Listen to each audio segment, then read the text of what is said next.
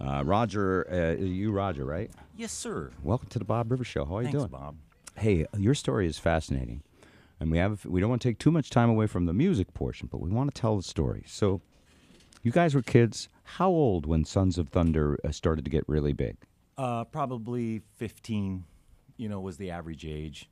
A couple of us was a little older, but And your dad's a minister, Dad was a Pentecostal minister in Rainier Beach since the 60, and he 1960. probably didn't cotton to too much rock and roll and Rolling Stones. Not at all. No, he Not at hated all. it. Okay. He did not. Well, hate maybe a wrong word. He was not.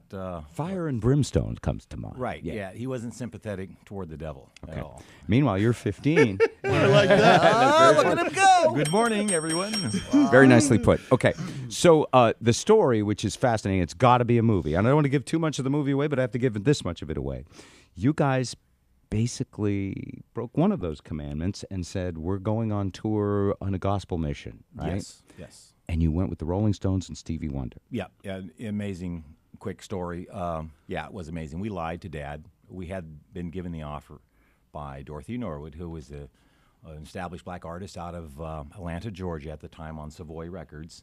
And so she knew it wasn't going to go over well with Pops as well, So she told us, and then we worked it out, told him, lied to him, and said that we were going on a gospel chitlin circuit in the South. So how did he find out you were with the Rolling Stones? Interesting story. In Fort Worth, Texas, former secretary of the church showed up, and we got paged to come out of the back, and we're walking up the ramp, and sun's in our eyes, and I'm talking to Greg, and I go, is that who I think it is? And it's like our old previous church secretary, and she was in our home, and she was part of our family for many, many years. So she had then lived in Fort Worth. Dad told, we did tell him the cities that we were going to be in. Oh, So she was went able to track see us by you. the cities. I'm going to go see that chili revival. I saw him at the Rolling Stones. That was Uh-oh. it. It was like, what are you guys doing here? Was he mad? And we just told him, well, we really didn't know the full depth and the detail of what we were actually getting into. There was Oh, you just no didn't. way. Okay. There was no way. Now, was there debauchery on this tour? Did your dad have good reason to be mad? Sure. I mean, Yeah. being Oh, an older guy, sure, Yeah. absolutely. Yeah. Okay. 'Cause- absolutely. We can now tell some of the story. It'll make for a great movie, is what we're Yes, saying. Okay. yes. Now, who are these other Breaking folks one here? sin got you on the tour. How many sins were broken on tour? On tour, 7, 8? by which individuals? How many Well, commandments? at We've got least 10 7. commandments. Name At how least many. 7. All the 10 commandments I know were broken by the cast and crew of Stevie Wonder and the Rolling Stones. A course. lot of the stories I learned later, of course, through reading the books, and the airplane was offered to us by Mick to fly on. Out of holy fear, we refused that one. That was very scary to be offered that. And so, and there were other stories. We found cooler or beer in our cooler in Fort Worth in the first date. Scared the mess out of us. Because you obviously. guys, from what I understand, were good kids. You were teenagers, yet you're in these huge rock and roll shows, and they're throwing drugs on the stage for you because they think that's a sign of that you would want that. They like you. They, Yeah. they gave their appreciation by throwing rolled joints and pills up. And I remember very clearly sitting on the B3 and having to flick those things off of the manuals and actually playing and watching a couple of things. I remember it very well, vividly, dropping down between the pedal board and out of sight. So you guys got an education on this trip. We did, and a lot of the education came afterwards, after we went over the snapshots in our head. 1 year, 2 years later, we got older as teens and began to take in. Did you acquire some carnal knowledge on this trip by any chance? Well, I think so, because what happened to me on a personal note, my name is Greg. I'm Hi, Roger's Greg. brother. And on a personal note, I was thrust into an environment that I only heard of, had no idea that it actually existed. It was like in a book or a fairy tale. And then when I saw all this happen, it was like, wow. And so it was like hindsight was 2020. We talked about it afterwards. It was like, wow, do you know just what happened to us? Do you know what we were just at? Holy cow, yeah. Holy crap. And you? I'm Felix Williams. Hi, I'm Felix. the Nice to meet you. Lead singer on there, but yeah, it was the same thing here. Looking at folks and watching them, bouncing up and down, and the crowd screaming and yelling. The lights. It was How come this story hasn't had a book written about it yet? We've been quiet for 40 years because at the separation, Dad took the van and the gear away from us. We just were so devastated. We were still under the the control of the church, if you will, as young men, and so we just felt that was what was going to So happen. did you feel your whole life like this cool opportunity was taken from you, or did you get over it and say, wow, what an interesting time, I've moved on? Both. Both, okay. Both, because there was 4 of us, and so each of us had kind of a different measuring stick there. I've always had it in the back of my crawl. You know, I was always Dad called me CC, chronicle complainer. You know, so and now I know why. So, and he was. Now, I want to make sure we have time to hear you. Joe, quick I question. just wanted to ask. I theorized earlier. I know your band. You guys are you're 2 white kids, 2 black kids. The tour was Stevie Wonder and the Rolling Stones. This was the early '70s when integration and Ebony everything and Ivory was tour, I becoming believe. It was should have been become- called, yeah. Right. Was part of the reason you guys got on the tour because of the racial makeup of the band. It was exactly why that we were chosen to be a major portion of the backup band. This story needs to be told, folks. Indiegogo has the campaign. We'll link to it at bobrivers.com. You're just getting started. You have, what, $400 or so raised? You want to Yeah. raise some money, right? Yeah, we're doing pretty good. We got some. I want to hit this podcast of you talking about it and playing, put it on the internet, share it with your Facebook friends. This is an amazing Seattle music story that should be told. Guys, let's head you out to the Carter Subaru Live Theater. And in about, take your time. In about 14 seconds, we're going to ask you to start playing. Run for it! Run, Forrest, run! If you can give a guy $20,000 to make potato salad, fund Yesterday, this. the fund this internet project, gave people. a guy more than that. It was over $50,000 for the potato salad guy because the story birth of an amazing Seattle story that someday you'll see in a major Cineplex as a huge movie. And when you hear this music, you're going to say, "Man, I wish these guys had stayed together because they are, I mean, good. They really are they're good, yeah. great, actually. They're not just good; they are great." And I had never heard this story before. And it was a listener who wrote to me on the email, That's cool. passed it on to Luciana. She said, wow. She said, you gotta look at this story. And Joe and I were talking about it last night, the Sons of Thunder. Before they play, just a reminder, tonight at Tulalip, Spike and the Impalers, the Bums of Thunder. Sons of Blunder. I was going to. Yeah. I think this is better. I was thinking of a Big Bottom No Problem reference. Hey, you guys have the smaller bottoms now. Come We see do, these yeah. guys have lost a bunch of weight, and they're doing really good. See Tons of Jody, thunder. the Pugs of Thunder. See Jody perform live. See Summer Masick and Steve Fossen.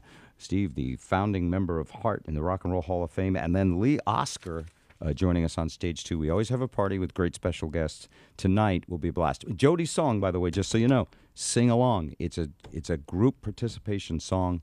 We'll look forward to having you folks tonight at Tulalip. Now, the Big Thunder Sounder. Here we go. Now, live in the Carter Subaru Live Theater with 95.7 KJR. Ladies and gentlemen, here are the Sons of Thunder.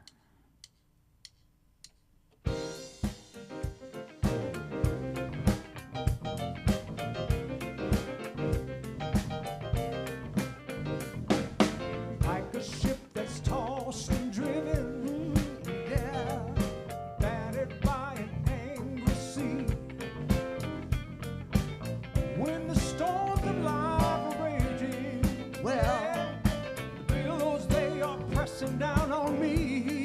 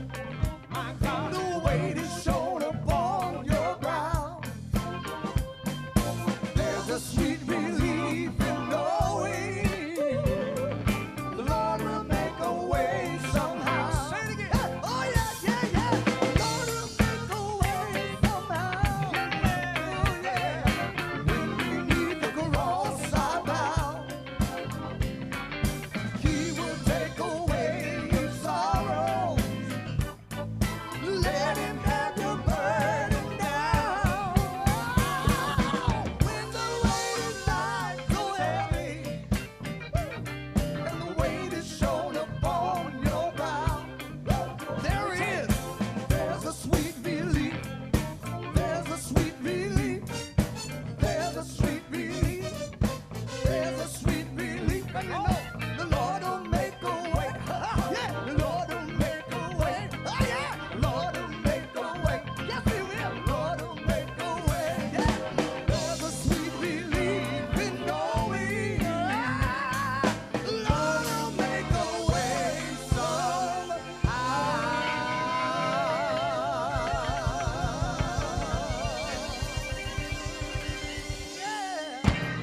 What do you think, huh? Whoa. The Sons of Thunder. That was thunderous. Yes. That is amazing. Can you imagine if we'd had 40 more years of that? That was they took a 40-year break, and that's the way it sounds today. Wow. The road might have killed a couple of them. Always look on the bright side, buddy. Good work. So maybe it Yeah. did work out okay. Divine hey, intervention. Hey, guys, would you play one more song? Yes. Would you? Okay, here's what we're going to do. We're going to take a quick break. Jody will come back with the last word and one more because that was so good. Heaven asked for another. All right. We're back, ladies and gentlemen, for an encore. And do check the website, bobrivers.com. Listen up for Sons of Thunder. And just before you guys start, by the way, Jody's got the last word of the day. In honor of LeBron James just announcing that he's going back home to the Cleveland Cavaliers, we'll make the last word of the day, testify.